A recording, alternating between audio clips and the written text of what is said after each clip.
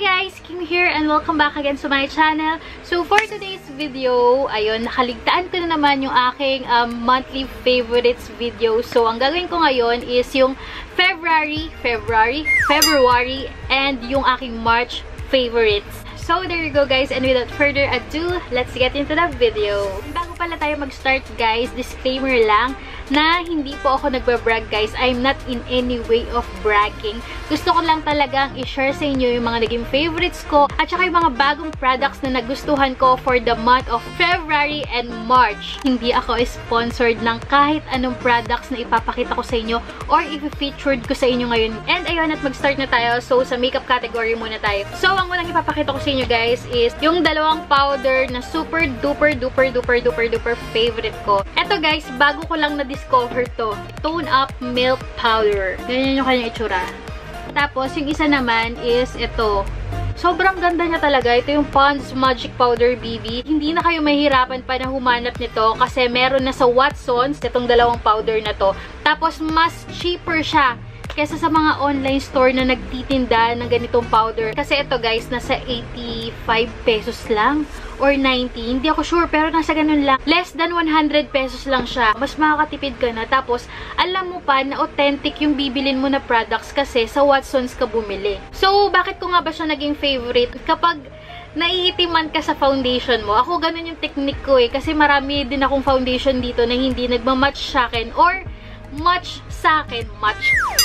naman sa akin yung yung foundation, pero alam mo yun, nagta-tone down siya, nagiging acidic ako, pero gusto ko yung formula ng foundation, pero nakahanap ako ng solusyon at ito yun guys, ito yung Tone Up Milk Powder ng Pond's. Kung medyo acidic ka guys, tas nagto-tone down sa'yo yung foundation, ito yung gamitin mo na setting powder, maganda siya, tapos meron siyang konti na glitters. Ako, okay sa akin yun, gustong-gusto ko yun, talagang maganda siya, itong dalawang to, ayan guys, less than 100 pesos lang. Hindi ako sponsored pero nagustuhan ko talaga sila. Punta naman tayo sa BB cream. At ito yung Sansan BB cream in the shade Natural. Ito guys, ni-review ko na. Kung gusto nyo panoorin yung review ko, ilalagay ko na lang sa description box below. Ito naman na nagustuhan ko sa kanya. BB cream siya na parang foundation. Tapos meron din siyang coverage. Tapos nakaka-moisturize din siya ng face. Tapos ito pa guys, ito lang yung BB cream na try ko na hindi siya dewy. Talagang matte siya. Kahit hindi ka na mag-powder, okay na siya. So, marirecommend ko siya guys sa mga oily skin dyan. Ito yung marirecommend ko na BB cream kasi talagang nagmamatify siya sa face kapag tumagal. For the foundation naman, ito, isang brand lang din yung nagustuhan ko sa foundation. Ito yung Inga or Inga. Ganito yung itsura niya. Ayan. Ito naman guys is from Caris. Sobrang nagustuhan ko to dahil hindi siya yung medyo parang Korean foundation eh. Ganda yung coverage niya dahil yung tattoo ko, kasi ni-review ko na to pero hindi ko pa nailalabas yung review ko. Nung tinakpan ko yung tattoo ko, natakpan talaga siya. Full coverage talaga yung nabibigay niya. Tapos, isa pa guys, long lasting siya. Tapos, very thick ng formula niya. Ayun yung formula niya and then, ayan o. Diba? Full na full talaga yung coverage niya. Tapos, ang ganda niya guys. Ayan, pag blend mo. Yan, hindi din ako sponsored nito kahit kay Caristo hindi ako sponsored nito. Talagang nagustuhan ko siya. Mabibili siya sa Carisco or ilalagay ko na lang yung link dito para ma-check nyo rin. Ito na talaga guys yung pinaka naging favorite ko simula nung nagkaroon ako nito. Happy Skin Glisten Up Contour Chick Stick. Perfect na perfect talaga siya guys na pang contour, as in. Sobrang na-in-love ako sa kanya. Sobrang ganda niya na guys. Ayan, pakita ko sa inyo Ayan, yung kulay niya. Ganyan-ganyan mo. Diba? Sobrang dark. Pero kapag blend out mo siya, ayan, nagbe-blur siya. Parang alam mo yun, matitimpla mo ng maayos yung pagka-contour mo. Perfect na perfect. Favorite na makeup remover. At ito yung Garnier Skin Natural Micellar Oil Infused Cleansing Water. Ganito naman guys yung itsura niya. Ayan. Hindi rin ako pinadalhan nito. Alam ko guys, maraming YouTuber or mga vlogger yung pinadala ni Garnier ng bago nila na ganito. Pero ako hindi nila ako pinadala nito guys. Hindi rin siya sponsored. Binili ko po siya sa Watsons for 149 pesos. Yep, 149 pesos. And guys, nakakalati ko na siya dahil sobrang nagiging favorite ko talaga siya. Ganda siya na pang-alis ng makeup, lalo na kapag mga mascara. Ayun, mga mascara.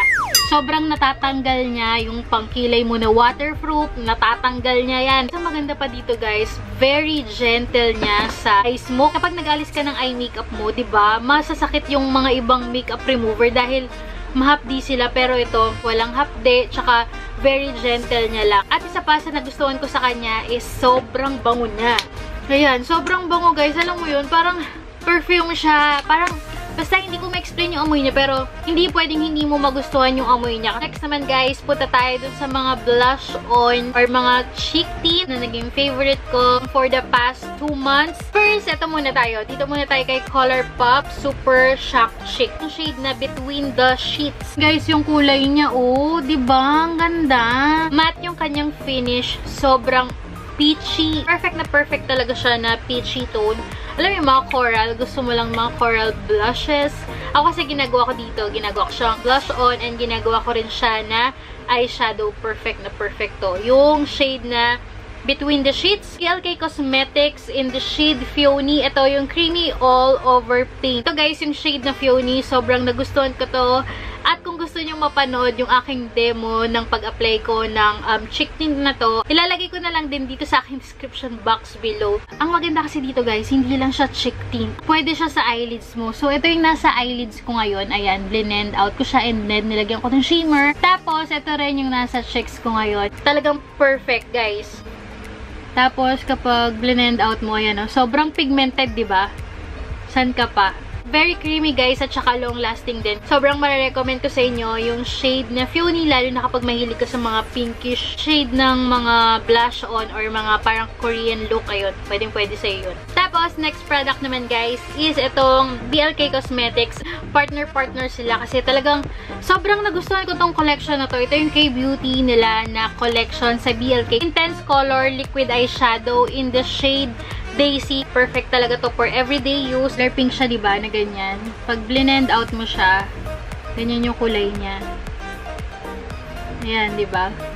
Sobrang ganda niya, guys. Next product naman, guys. Ito, favorite ko din to. Si BLK Cosmetics All Day Intense Matte Lipstick in the shade Dandelion. Okay na okay sa akin. Perfect for gradient lips. Pagka-pink niya, and then yung pagka-red niya, sobrang okay na okay. Yung pagka-matte finish nung lipstick, sobrang creamy. Ito yung pink na color, and then ito yung dark. So, ito, pwede mo siyang pang-outer, and then ito yung pang-inner. Sobrang marirecommend ko talaga sa inyo to, guys, kasi hindi rin siya drying kahit matte yung finish niya. BLK Cosmetics Sweet Lip Duo in the shade Tulip or Tulip. Ganito yung kanyang itsura. Meron siyang mirror dito. Ayan. Tapos, ganito yung itsura niya, guys. Sobrang okay na okay. Tinted lip balm niya.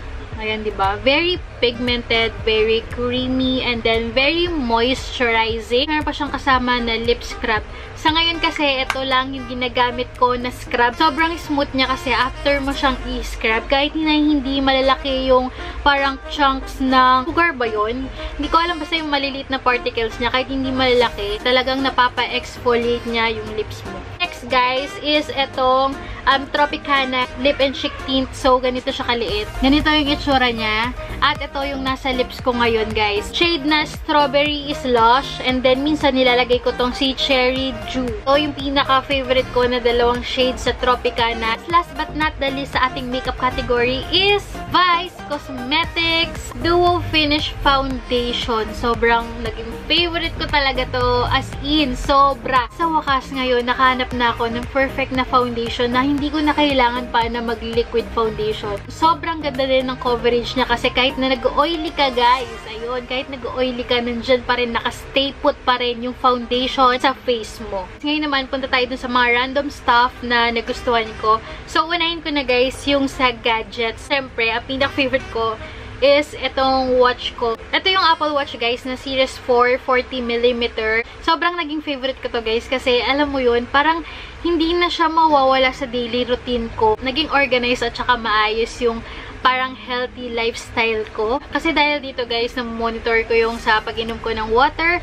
and then yung pagtayo-tayo mo dahil nga sa work ko, ayun, kailangan ko din tumayo, and then lalong-lalo na yung activity, yung move ko, yung action ko, and then yung exercise ko. Yun, sobrang monitored lahat dahil dito. Kaya parang hindi ko na kaya pag wala to sa akin. Kasi para sa akin guys, hindi lang siya basta watch. Meron talaga siyang big factor at saka big function sa buhay ko or dun sa healthy lifestyle ko. Next naman, na gadget na favorite ko is itong Gcash. Gcash naman ako yung Gcash. G-Shock. So, ito yung kanyang itsura. Ayan, kumpletong-kumpleto pa. Ito yung itsura niya, naka-box pa. Ayan guys, yung itsura niya. Ito talaga naging favorite ko siya. Rose gold yung detail niya sa loob. Tapos, ganyan yung itsura niya. Kumpletong-kumpleto pa siya. Warranty, manual, and all. Tsaka yung tag pa niya nung binili. Ayan, nandito pa. Tapos, cover na cover pa siya ng warranty. Kasi nung January lang siya nabili. So, ito, sobrang favorite ko talaga nung wala pa akong Apple Watch. Pero ngayon, ayan, sinesell ko na siya. Mahirap man siyang bitawan. Gustong-gusto ko talaga to. Pero dahil hindi ko na siya magagamit, guys, ayun, sinesell ko na siya. Kung interested kayo, ayan, PM nyo lang ako. Tapos, next gadget naman na naging favorite ko is itong Powerbeats Wireless 3. Ito yung kanya lalagyanan. Silicone.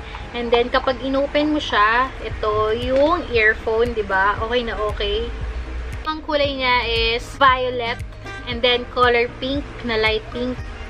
Ayan. Sobrang naging favorite ko to kasi nauhook talaga siya kahit na tumakbo ka na tumakbo. Ayan. Okay na okay siya. Dahil hindi siya natatanggal. Bluetooth siya na earphone. Sobrang naging okay sa akin to. Sobrang favorite na favorite ko talaga to kasi ang ganda ng tunog niya, guys. So, last but not the least. Ito, guys, yung Herschel na backpack. Ang tawag yata dito, Herschel Nova Mini Backpack. So, ganyan guys, yung itsura niya. Nilagay ko lang dito yung hand sanitizer ko. Ayan, o diba? Sobrang, alam mo yun, kahit maliit siya, ang dami mong malalagay sa loob. Tapos, quality niya, sobrang ganda. Ang ganda niya guys, sobrang matibay talaga. Hawakan mo pa lang oh. Sobrang matibay na siya. Ayan, ganyan yung kanyang itsura. Mini backpack lang talaga siya. So, there you go, guys. At ayun, yung aking February at March favorites. And I hope nagustuhan nyo itong video ko. And thank you so much, guys, for watching this video. Don't forget to click the subscribe button below and like this video. Meron ako, guys, na pag-giveaway dun sa aking Vice Cosmetic Duo Finish Foundation na review, guys.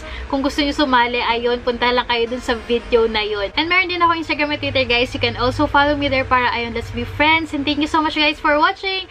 See you on my next one. Bye!